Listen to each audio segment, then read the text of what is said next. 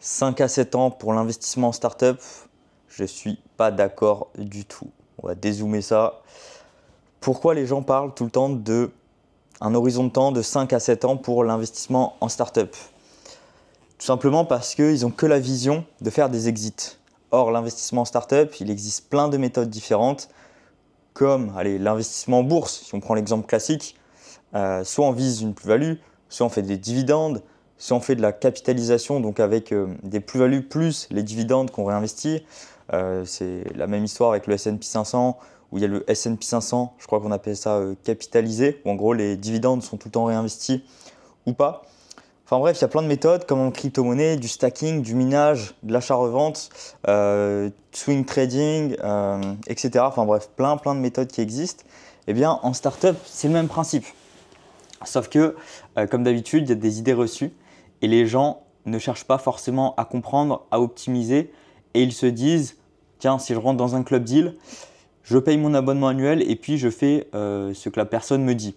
C'est une bonne chose, hein, c'est un investissement on va dire plutôt passif où on ne se prend pas la tête, on a juste à mettre des petits tickets à chaque fois le même sur les startups qui arrivent.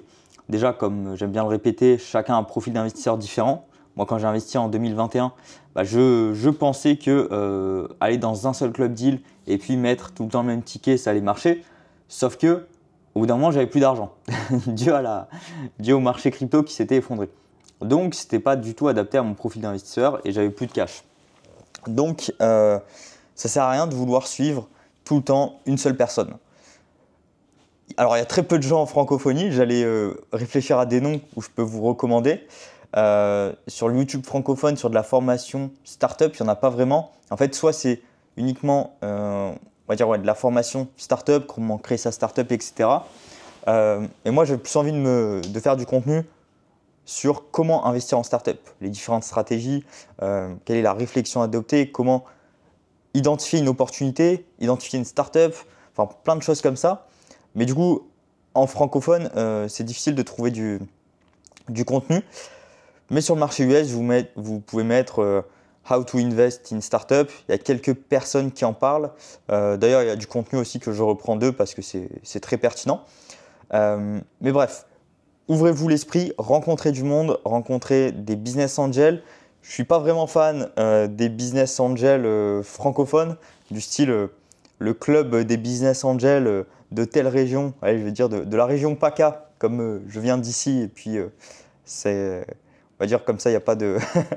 Enfin bref, les clubs de business angels francophones, généralement, c'est des personnes plutôt avancées en âge, qui ont des idées, on va dire, très fermées sur leur thèse d'investissement.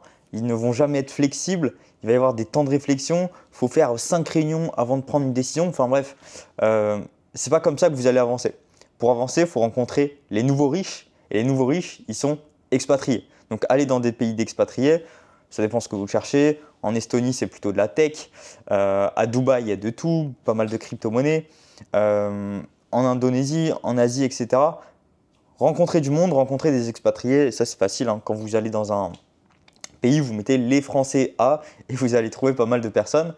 Et ça va vous ouvrir l'esprit sur quelles sont les méthodes d'investissement, le lifestyle qu'utilisent des personnes riches, les nouveaux riches, pas les vieux riches, parce que les vieux riches, du coup, surtout s'ils sont en France, ils ont, j'ai envie de dire, mentalité un peu française où on va lever des fonds que en equity, on va faire que cette industrie, on va faire que ça, etc. Et donc, ça ne permet pas de voir l'éventail des possibles. Je reviens au sujet principal, c'est qu'il existe d'autres méthodes d'investissement qui ne nécessitent pas d'attendre 5 à 7 ans, la durée moyenne d'un exit sur une startup.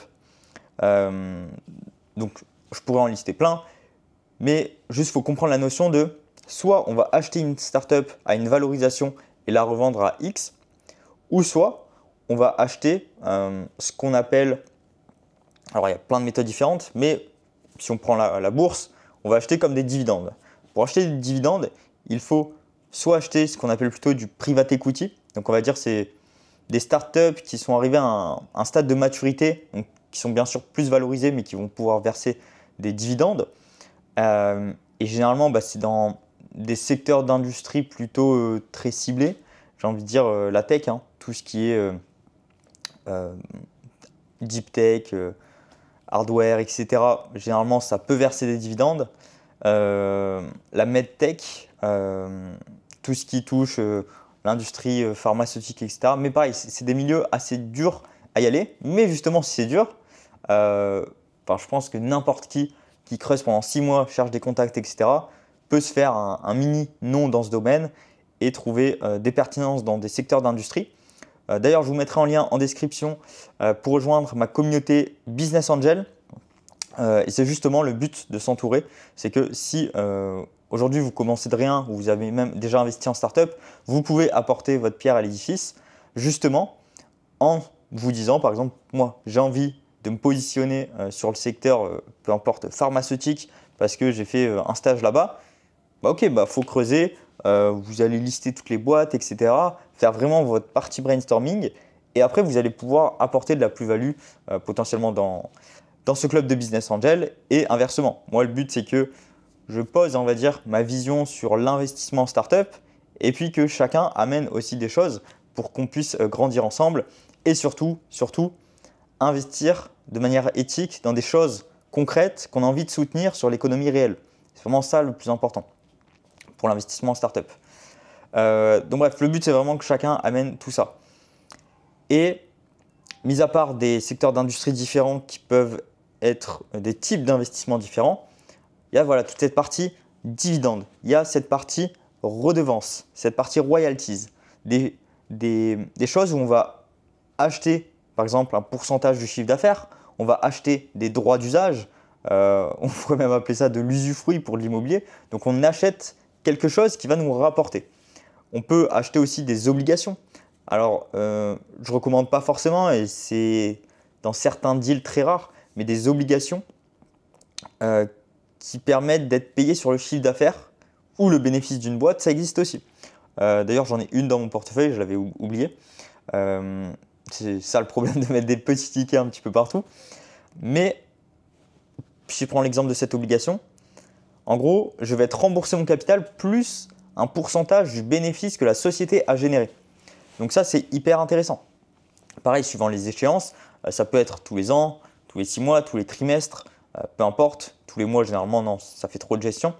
Mais il y a aussi tout ce qu'on appelle des quotes-parts. Donc, on va dire, on achète un pourcentage du chiffre d'affaires de la société. Et ça, c'est quand même un petit cheat code parce qu'acheter un pourcentage du chiffre d'affaires, c'est qu'on est payé avant les impôts, avant les autres charges, etc. Parce qu'on achète vraiment le chiffre d'affaires, pas le bénéfice. Donc, il y a aussi des méthodes de financement comme ça qui sont très intéressantes. D'ailleurs, j'ai fait une vidéo à ce sujet, je vous mettrai en lien juste ici. Mais voilà, cette notion de je ne veux pas investir en startup parce que c'est sur du 5-7 ans, je n'ai pas la vision long terme, etc. Je commence dans l'investissement. Ok, mais de toute façon, c'est des mentalités, je sais que ça va changer, hein. Comme les cryptos au début, les gens ne voulaient pas forcément. Maintenant, c'est du dégène. Les gens veulent gagner énormément d'argent rapidement. On peut avoir de la chance. Mais par contre, sur la startup, il y a encore trop d'idées reçues et je pense que ça viendra. Donc, il y a moyen d'investir sur des startups qui vont en effet faire des exits sur 5, 7, 10 ans. Généralement, ça commence à faire beaucoup quand même, 10 ans. Mais aussi, il y a plein d'autres méthodes qui permettent d'avoir des revenus passifs, d'être rentier en startup. C'est possible d'être rentier en startup. D'ailleurs, je vous ferai je pense un gros retour d'expérience en 2025 parce qu'il y a justement pas mal d'investissements que j'ai faits qui sont de cette nature et qui commencent à me payer en 2025. Donc, on verra si, si ça a marché entre guillemets. Mais voilà, il y a vraiment moyen de se faire payer tous les trimestres ce qu'on appelle des royalties ou des redevances, des choses comme ça.